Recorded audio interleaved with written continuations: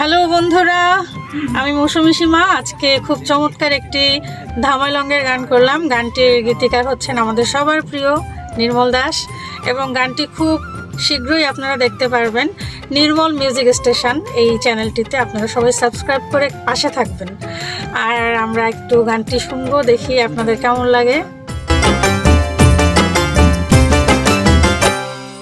কই রইলা রে সোনা বন্ধু পিরিতি শিখাইয়া, কই রইলা রে সোনা বন্ধু পিরিতি শিখাইয়া, তোমার পিরিতে এখন কান্দে আমার হিয়া, তোমার পিরিতে এখন কান্দে আমার হিয়া, কই রইলা রে সোনা বন্ধু পিরিতি শিখাইয়া, কই রইলা রে সোনা বন্ধু পিরিতি শিখাইয়া।